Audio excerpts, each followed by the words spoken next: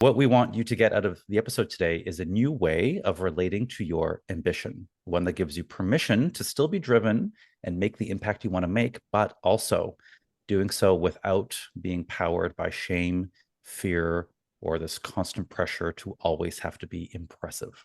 So, like a lot of guys out there, I do consider myself someone who puts a lot of value on high quality, things being done right, things being done well, productivity. I'm a go-getter, I'm ambitious, all these things. But that has a shadow side, like we talked about. Sometimes for me, this can slip easily into perfectionism and validation chasing and other things. But fortunately, now I have the tools, which we'll talk about a bit later in this episode, that keep me grounded and centered when I find myself slipping into these old patterns. And I see this happening with a lot of guys out there, specifically gay guys, which again, we'll talk about that in just a sec as well. And so I want to start off the episode today by giving everyone out there a little bit of a background into how I turned into this high achiever, overachiever, whatever word you want to use. So growing up, I learned very early, and I've shared this a bit before on the podcast, that being the good boy in my family earned me praise. I was good at school. I got good grades. I was well behaved. My sister was the wild child. I was the good boy. And I liked it. I liked, getting that acknowledgement and feeling loved and acknowledged by my family, by my teachers. So it became a big part of how I defined myself and how I defined my self-worth. Now, I wasn't good at everything, of course. So anything I wasn't naturally good at, like sports, for example, I was afraid of. And I became very good at staying away from those things and staying very much in the realm of the things that I was good at, things that I could shine in, things that I could be really good at. And I would be terrified of anything else, right? So, for example, I wasn't really good at being silly or funny. I wasn't my thing. I felt awkward and weird, so I just didn't do that. I was kind of a serious kid most of the time. I didn't like trying new things. Even with my friends wanted to play a new game, I was like, oh no. I don't know this game. How am I going to win it? So I was afraid of trying new things like that. I put a lot of pressure on myself to maintain that good boy image, not just good boy. I would say even like golden boy image. Like I just wanted to be the best at everything and just really earn that spot. But it kept me safe. I played only in the areas that I knew how to play, that I would do well, and it kept me hidden. There's a lot of things I didn't get to experience or wouldn't allow myself to experience, even though they might have been fun and they might have been very valuable growth opportunities. So, as I said, in my family, I'm the youngest of three. My sister was a very sociable, wild child kind of girl, and my brother was the athletic one. So they had their things. I was neither of those. So I found my place as that good boy. So that's how, for me, my identity got completely wrapped up in this external achievement and validation seeking.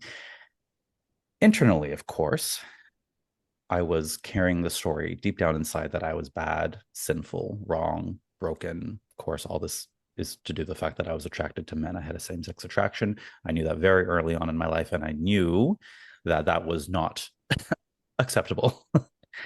So, of course, I would never know it at the time, but I was carrying a lot of shame. And that shame was fueling this need to be, perfect on the outside, because it was kind of filling the void of being imperfect on the inside. At least that's the story I was telling myself. Now, even after I came out at the age of 19. Even after I came out, that internal shame didn't disappear. It's not like I came out of the closet and the shame flew away. It stayed within me, and I just started to outrun it in different ways. I got a job in the wealth management in a big office tower downtown. In my family, that's like making it. You've made it once you've done that. Climbed the corporate ladder. I bought a house, the car, went on exotic vacations. I had the boyfriend, the body, and ticked all those boxes. All those boxes that externally society would have you believe is where your happiness and self-worth comes from. And yet, under all that quote unquote success, I was still very fragile, deeply fragile.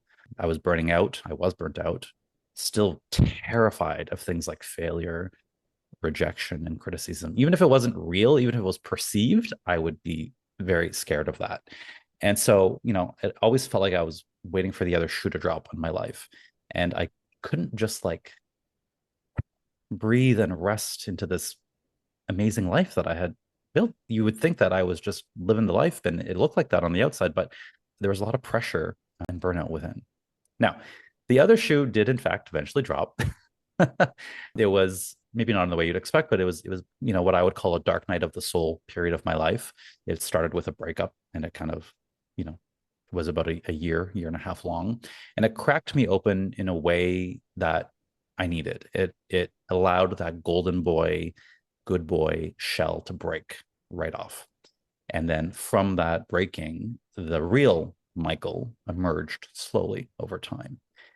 And it forced me to, like many dark night of the soul periods, it forced me to have a good hard look at me, at my life, to face the things that I had been ignoring, such as that desperate drive for validation and quote unquote success, not just in my professional life, but even in my personal life as well, right?